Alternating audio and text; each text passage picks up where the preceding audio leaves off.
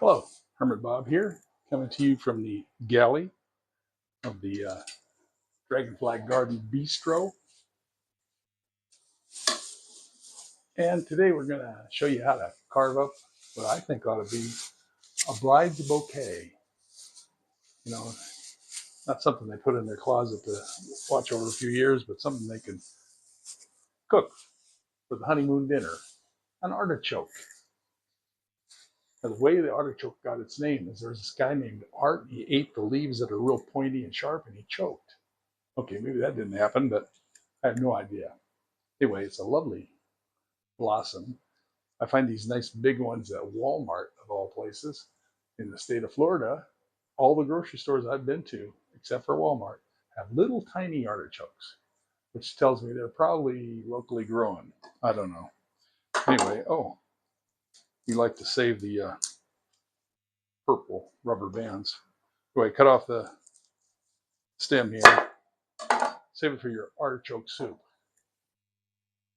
If you make it, I'm sure you could use it. And then cut off the top part here. Use a very sharp knife. Have a good grip on that.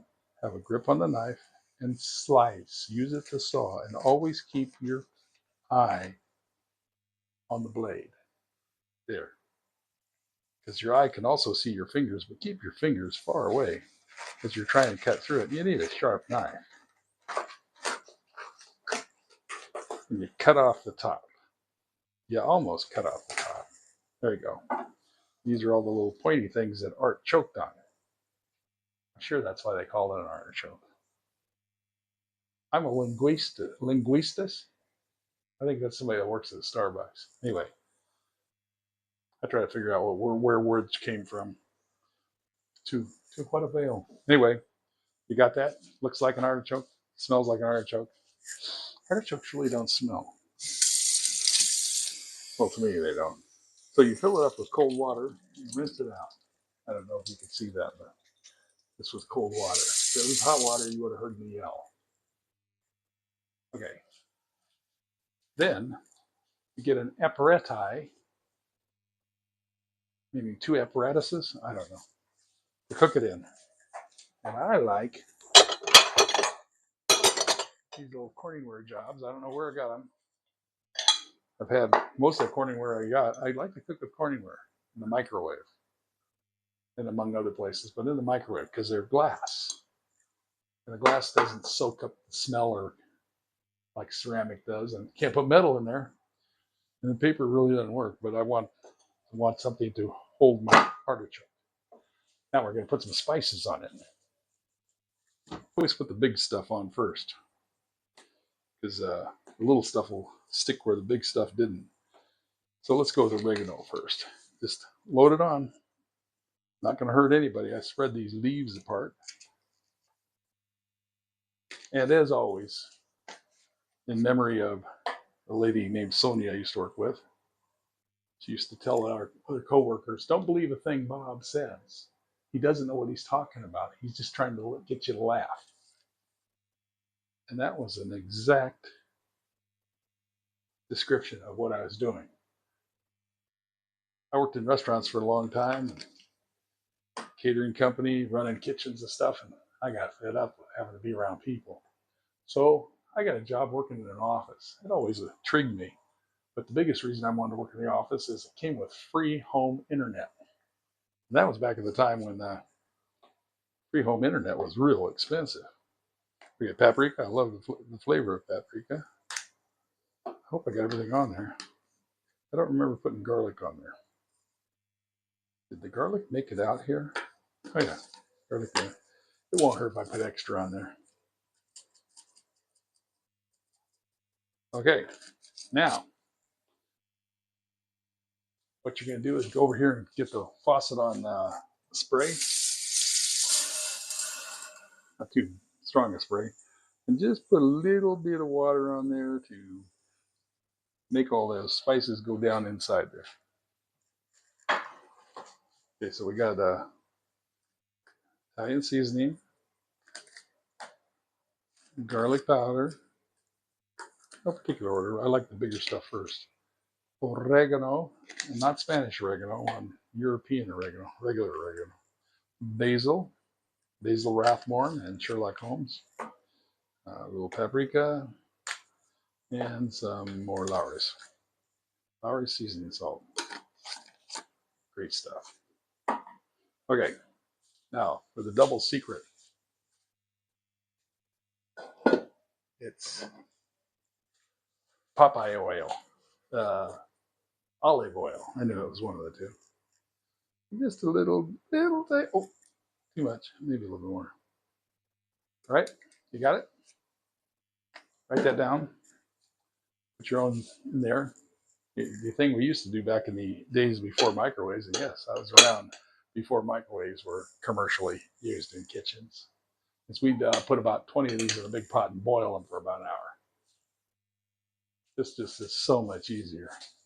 I think the lady's name was Joyce Taylor. She was a news person in Seattle. And she used to do like a daily show where they'd interview people, sort of like a morning show, along with doing the news. And she said, "I just cook my artichokes in the microwave, about 8 minutes. Been doing it ever since." 8, start, and we'll come back in 8 minutes and see if it's done. Okay, the timer just went off. It's been 8 minutes.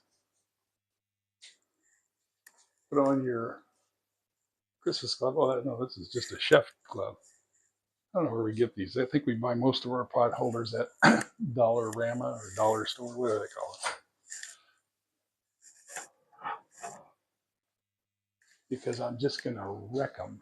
So there's no reason to pay good money for a pot holder. These things will say, especially when you get old, my skin's just falling off nowadays. I used to be able to pick stuff up and take it out of the oven and set it down right away, and I didn't get burned. Those days are dead and gone. Okay, so I took the top off. It smells done. I can smell all the spices. Something that's big enough to pick it up. So I take it, I lift it up out of the bottom one, and I turn it upside down in the top one. And then I get a fork.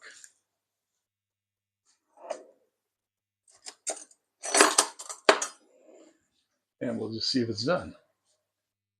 Fork tender. I'm looking at my watch. There's no watch. Still tough. So just turn it over in the top one that I put it in and take the juice in the bottom one and just pour it in there. We're going to run it for probably about, say, 2 more minutes. See, old habits die hard. I went to reach for that with a bare hand. In the old days, that wouldn't have made a problem. Something about healing. Okay, and then put it back in for 2 more minutes.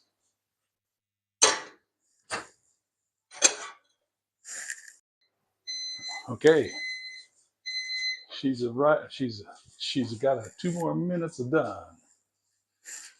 Now, I've had bigger ones than that cook in 8 minutes. And I've had littler ones than that take like 10 and 15, 10 to 11 minutes, maybe 15 minutes. I can remember one. I think it has to do with how ripe they are. I'm not sure. I don't think it's worth sweating over since it's a variable size and density depending on how big its heart is and how its stem is and stuff. All of that changes. So just cook it to 8 minutes. If it's not done, cook it again for about 2 more minutes. So again, we're going to turn it upside down. I don't know if you can even see it there. I think you can. And then we're going to stick the fork in it, and we have success. There's a little resistance, but the latent heat, or as the all-knowing omnipotence on Food Channel say, we'll let it rest for a while. But latent heat is when the heat surrounding the parts that aren't hot as the hottest part becomes the same temperature throughout. Latent heat. Or we also used to say let it set up, but you go with what you feel good. They say about the guys on YouTube, if you can't cook, maybe you can entertain. Well, I'm sure they're great cooks. I have no problems with them. I don't think I'm superior to anybody. Ask Sonia. She'll tell you I'm full of shit. I mean, I can't say that on YouTube. Full of shinola. Thank you. Okay? Next time you'll see me, it's once this is set up, I'm going to eat it. I'm going to show you how to eat it. Because you wouldn't believe how many people that I've served those artichokes to that never had an idea on how to eat them. They knew what artichokes were, but they were clueless. So I will show you in the next frame. Frame? Are these technical terms for YouTube? Here we go. So I have a little mayonnaise here. Some people like to have clarified butter to dip it in, or ranch dressing, something like that. But you take the leaf off. You eat all the leaves around the outside, but just this little soft part on the bottom. And then you dip it in your, whatever you're dipping in, and use your upper teeth to scrape it.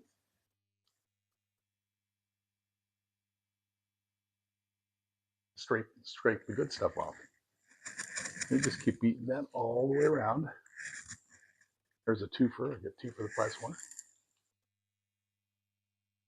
I love artichokes. You just keep going like that, and all the flavors of all the spices I put in there. You can put whatever spice you want, or you don't have to put any. Artichokes taste pretty good with just the dip. Okay, so let's speed this up, and I'll kind of take them off. It won't go to waste. I will eat them later. But you get to a point where these leaves are really soft. You can't really scrape them. You just keep peeling them down until you get to the center. So it's fun to play with your food. Anyway, so you get down to the very bottom here, and you got a nice big heart. Always have a dish for your empties. So I'm going to use a towel here to, when you get down here, just start, these are just really soft. You just want to get them off there. And you can use a spoon to dig them out. And you can cook this a day ahead of time. That's what we used to do when we boiled them. We'd boil them, and then when somebody ordered one, we'd heat it back up on the stove in a boiling water or a steamer or something like that. But they're bulletproof. You can't really hurt them. So you scrape all that off, and you get down to this fuzzy stuff here.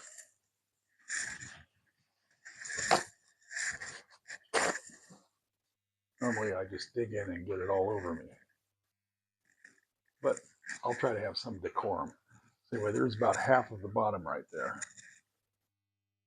And you just scrape all the little hairs, not hairs, but they're like fibers. Scrape them off.